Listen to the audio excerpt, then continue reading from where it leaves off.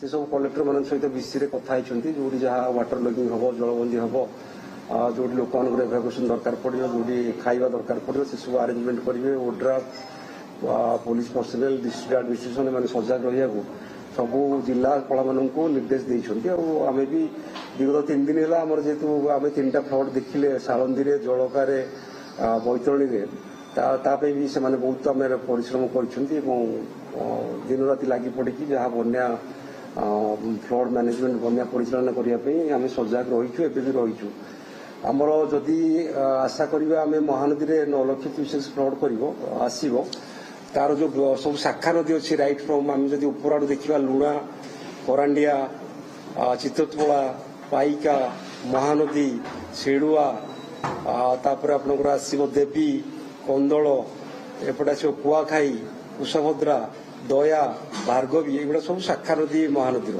तो यही सब शाखा नदी गुड़िक डेल्टा तले मुंडली तले सब नदी मैंने बाहरी से आम कि बन्या आशंका करुचु जदिव यह गोटे बड़ बन्या नुहे मध्यम धरण बन्या बोली कालठू भी कही ही घटव आमर जहाँ रोचे अनुमान जहाँ आम आसेसमेंट करूँ तेणु से जो जो ब्लॉक आम सब रहा मोस्टली खोर्धा जिले में किसी पुरी जिले मेजर आमर जगतसिंहपुर केन्द्रापड़ा रो तो से जगह मानक आम निर्दिष्ट भाव में जो ऑफिसर माने आगुरी से बन्या काम करते आज सकाल समस्त को दायित्व दिखाई से जगार रही तेणु आज राति और काली बन्या न कमिला जाए से जहाँ दायित्व दिखाई निर्वाह करेंगे आमर मुख्य लक्ष्य रही बेसी धन जीवन नष्ट न हो कौटे ब्रिज न हो से मुख्य लक्ष्य रही और बाकी जहाँ आम वाटर लगिंग जमी हवा कथा से तो आम आभोड करना जेहेतु तलमुंड आम रोचे डेल्टार जोड़ा आम उपकूलवर्ती अंचल से बन्या पठा बुड़ी जाए किसी चाष जमी बुड़ी जाए कौटी रोलाइंग एरिया घर फर भी बुड़ी जाए तेणु जिते पार आम फेस करवा सुरक्षित रहा चेष्टा करवा बाकी अन्य नदी उपर मुझे ब्रीफ करी बैतरणी में आम जमी कहते कालू बन्या कमिवा आरंभ कर डेंजर लेवल थी जमी 18.33 से तो 1 मीटर ऊपर क्रॉस कर 19.4 पाखापाखि पड़े पर दिन राति से कमिकी डेंजर लेवल पाखक पलि आसा पाखापाखि मीटर 1.5 मीटर कमिगला तेणु आखुआपदार फ्लड कमुची तार मुख्य समस्या होची भी जलबंदी में बहुत लोग अच्छा आज सकाଳେ जहाँ विसी ऑनरेबल मिनिस्टर कहते कारण काली पूर्णिमा थिला आज भी पूर्णिमा परदिन तेणु जल निष्कासन होगा समुद्र गोटे टाइम लगुच कि बन्या स्थिति से नहीं किंतु जलबंदी मुक्त हाँ आ दिन 2 दिन लगे सेमती सालंदी जहाँ थिला फ्लड सिचुएसन सामान अच्छी आम तो हदगड़ डैम गेट एजाए खोली ना से 90 क्यूमेक पानी ही चलुची जहाँ थिला लेवल आमर भद्रक पाखरे आमर राजगढ़ ब्रिज पाखे से 18.8 रही लेवल जदिव से डेंजर लेवल 70 फुट जलकार भी 6.72 जो आमर अच्छी बर्तमान लेवल से 2 दिन कन्स्टांट रही तार डेंजर लेवल आम जानी 6.5 मीटर मुख्य समस्या हूँ पानीटा निष्कासन होगा समय लगुच किंतु बन्या जहाँ थिला आमर उपर मुंडे जोड़ा आम आशा करते ब्राह्मणी बैतरणी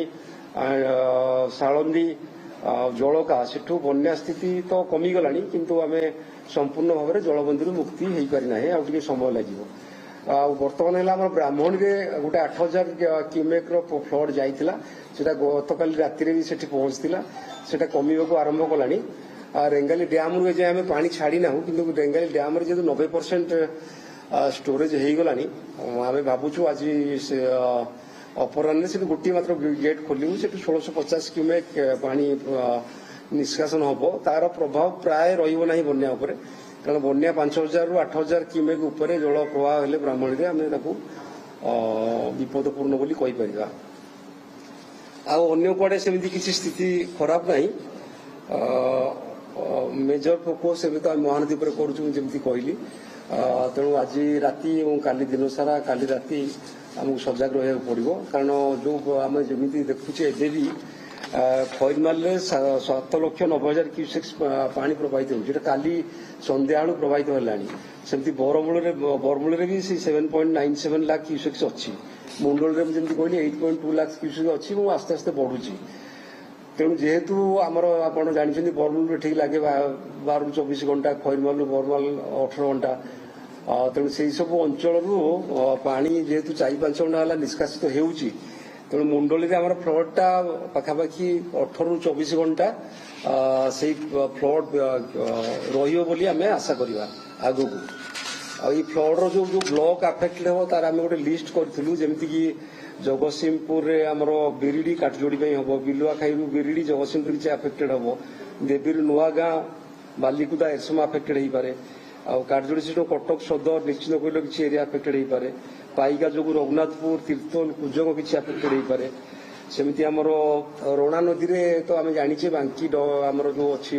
ଉପର ମୁଣ୍ଡଳିରେ ସେଠି ଆଠଗଡ଼ ବଡମ୍ବା ବାଙ୍କି ଆଫେକ୍ଟେଡ ହୁଏ। ବାଙ୍କିର ବହୁତ ଏରିଆ ଆଜି ଜଳମଗ୍ନ ହେଇଛି, କାରଣ ରଣା ନଦୀ ତ ତାର ମୁହଁଟା ଖୋଲା, ସେଠି 5 ଲକ୍ଷରୁ ଅଧିକ କ୍ୟୁସେକ୍ ଜଳ ହେଲେ ସେ ଆପେ ଆପେ ଭିତରକୁ ପଶିକି ଯେତିକି ଅଞ୍ଚଳ ଥାଏ ସେଟାକୁ ଜଳମଗ୍ନ କରାଏ, ପ୍ରାୟ ଚାଷ ଜମି ବହୁତ ବୁଡିଯାଏ। ଆଉ ବିଲିପଡା ବାଙ୍କିର ପାଖାପାଖି କେତେଟା ଜିପି ସେଥିରେ ଆଫେକ୍ଟେଡ ହୁଅନ୍ତି, ତାଙ୍କର ଯୋଉ ରାସ୍ତାଘାଟ ଏସବୁ ବୁଡିଯାଏ, ସେଟା ଆଜି ସକାଳୁ ଆମେ ତାର ପ୍ରଭାବ ଦେଖିଛେ। ସେମିତି ଆପଣ ଯୋଉ ହୁଳୁହୁଳା ନଦୀ ଆସିକି ପଡିଛି ମହାନଦୀରେ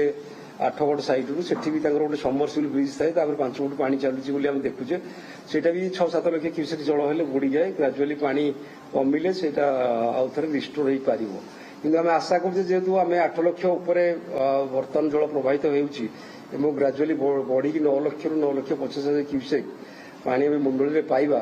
ତେଣୁ ଆମକୁ ଆଟଲିଷ୍ଟ 24 ଘଣ୍ଟା ପାଇଁ ଆମ ବନ୍ୟା ପରିସ୍ଥିତି ଲାଗି ରହିବ ବୋଲି ଆମେ ବିଚାର କରୁଛୁ ଏବଂ ସେଥିପାଇଁ ଆମକୁ ସତର୍କ ରହିବା ପାଇଁ ପଡିବ। ଆଉ ସବୁଠୁ ମେଜର ଇଭେଣ୍ଟ ହେଲା ଯେ ଆମେ ହୀରାକୁଦରୁ ଏଯାଏ ବହୁତ ସାହସର ସହିତ କୌଣସି ଗେଟ୍ ଖୋଲିନାହୁଁ, କେବଳ 2ଟି ଗେଟ୍ ଯାହା ଖୋଲିଥିଲୁ ତାକୁ କଣ୍ଟିନ୍ୟୁ କରୁଛୁ। ଯଦିଓ ଜଳସ୍ତର ବହୁତ ଉପରେ ହେଲାଣି, ତଥାପି ଆମେ ଆଉ 2 ଫୁଟ ଅଧିକ ଜଳ ରଖିବା ପାଇଁ ମୁଁ ଆଜି ତାଙ୍କର ମୁଖ୍ୟମନ୍ତ୍ରୀଙ୍କ ସହିତ କଥା ହେଇଛି, ତାଙ୍କୁ ଅନୁରୋଧ କରିଛି ଯେ ଧୈର୍ଯ୍ୟ ରଖିବା ପାଇଁ, କାରଣ ଯେହେତୁ ତଳେ ବନ୍ୟା ଅଛି ଆମକୁ ଟିକେ ସଜାଗ ହେଇକି ହୀରାକୁଦର ଜଳ ପରିଚାଳନା କରିବା ପାଇଁ ପଡିବ। ଖଇରମାଳରୁ ଟିକେ ବନ୍ୟା ଜଳ ହ୍ରାସ ପାଇଲା ପରେ ଆମେ କାଲି ସକାଳକୁ ଚିନ୍ତା କରିବା ଯଦି ଦରକାର ପଡିବ ଆଉ 10-12ଟା ଗେଟ୍ ଖୋଲିବ। କିନ୍ତୁ ଯଦି ଆମର ଖଇରମାଳରେ ପାଣି କମି ଯାଇଥିବ 4 ଲକ୍ଷ କ୍ୟୁସେକ୍, ବର୍ତ୍ତମାନ ସେ ପାଖାପାଖି 8 ଲକ୍ଷ କ୍ୟୁସେକ୍ ଜଳ ପ୍ରବାହିତ ହେଉଛି ଏବଂ ଏଟା ଫଲିଂ ଟ୍ରେଣ୍ଡରେ ଅଛି। କିନ୍ତୁ ମୁଣ୍ଡଳିରେ ଆମର ପାଣି ବଢିବ ସନ୍ଧ୍ୟା ଯାଏଁ, ଯାହା ଆମେ ଆଗରୁ ଆସେସମେଣ୍ଟ କରିଥିଲୁ, ଯାହା ଫୋରକାଷ୍ଟ କରିଥିଲୁ, ସେଇଟା ବି ଆକ୍ଚୁଆଲି ସେଇଟା ହିଁ ବାସ୍ତବରେ ପରିଣତ ହେଉଛି।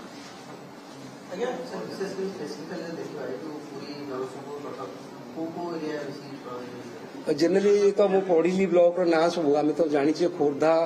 ପୁରୀ ଆମର ମୋଷ୍ଟଲି ଆଫେକ୍ଟେଡ ହୁଏ, କଣାସ ବ୍ଲକ ବେଶୀ ଆଫେକ୍ଟେଡ ହୁଏ ଦୟାନଦୀ ଯୋଗୁଁ, ଡେଲାଙ୍ଗ ଆଫେକ୍ଟେଡ ହୁଏ, ସେମିତି ବ୍ରହ୍ମଗିରି ବି ତଳ ଅଞ୍ଚଳ ସେଠି ପାଣି ଜମା ହେଇକି ରୁହେ, ବହୁତ ଗୁଡେ ଚାଷ ଜମି ନଷ୍ଟ ହୁଏ। ତାପରେ ଆମେ ଯଦି ଆସିବା ଏପଟେ ତା ତଳକୁ ଆସିବା ନିମାପଡାକୁ ଅସ୍ତରଙ୍ଗ କାକଟପୁରର କିଛି ଏରିଆ ଆଫେକ୍ଟେଡ ହବ, ଗୋପର କିଛି ଏରିଆ ଆଫେକ୍ଟେଡ ହବ। ତାପରେ ଆମେ ଜଗତସିଂହପୁର ଆସିବା, ତାର ଯୋଉ ତଳ ଅଞ୍ଚଳ ରହୁଛି ସବୁ କୁଜଙ୍ଗ ବାଲିକୁଦା ଏରସମା ଏଗୁଡ଼ା ଟିକେ ଆଫେକ୍ଟେଡ ହବ, ତିର୍ତ୍ତୋଲର କିଛି ଆଫେକ୍ଟେଡ ହବ। କେନ୍ଦ୍ରାପଡାର ଯୋଉଟା ତଳେ ରହୁଛି ଆମର ପାଟକୁରା ଗରଦପୁର,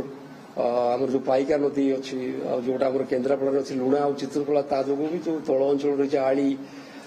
ସେଗୁଡ଼ା ଟିକେ ବନ୍ୟାରେ ଜଳମଗ୍ନ ହବ। A home built not just for living, but for feeling. All Trade Constructions, built with care, made for life.